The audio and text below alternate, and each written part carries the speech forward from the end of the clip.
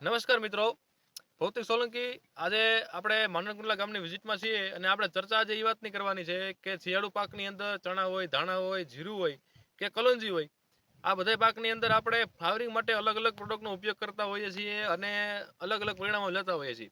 પણ આજે આપણે ચર્ચાનો વિષય એ છે કે સાયફોનનું જે એક્સરે આવે છે એ એક્સરેના પરિણામ આપણા જે ખેડૂત મિત્ર છે દિલીપભાઈ, એ દિલીપભાઈના પરિણામો કેવા મળ્યા છે એની આપણે ચર્ચા કરવાની છે. તો દિલીપભાઈ, તમે આ એક્સરેનો ઉપયોગ કરવાની શરૂઆત કઈ રીતે કરી અને તમને પરિણામો કેવા મળ્યા એની ચર્ચા કરો. મેં એક્સરે મગફળીમાં વાપરેલું 2 વખત. હા. ત્યારબાદ સારું ઉત્પાદન આવ્યું. અત્યારે મેં ચણામાં 2 વખત વાપરેલું છે. હા. અને ફૂલ અને ફાલ હા. બહુ વધારે છે. ધાર્યા કરતાં વધારે રિઝલ્ટ મળ્યું છે. આપ જોઈ શકો છો. આપણે વિડીયોના માધ્યમ જોઈએ કે એકદમ ગુલાબી કલરના ફૂલ દેખાય છે. આ પછી પોપટા જુઓ. પોપટા પણ અત્યારે લાગી ગયા છે.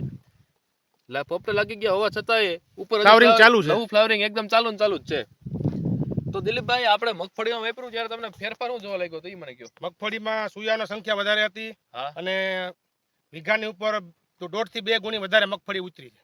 ટૂંકમાં તમે અડધું છાંટા વગરનું બાકી રાખ્યું. હા, 5 વીઘા છાંટા વગરનું હતું અને 6 વીઘા છાંટેલું હતું. હવે એ અનુભવ ઉપરથી તમે આજે પાછો ચણાની અંદર એનો એક્સરેનો ઉપયોગ કર્યો છે. એમાં પણ તમને અત્યારે પરિણામ જોરદાર લાગે છે. હા, બહુ જોરદાર રિઝલ્ટ લાગે છે અત્યારે. આપણે બીજા ખેડૂત મિત્રોને ફ્લાવરિંગ માટે કોઈ પ્રોડક્ટની ભલામણ કરવી હોય, આપણે એક્સરે વધારે વાપરે ખેડૂતને એવી મારી સલાહ છે.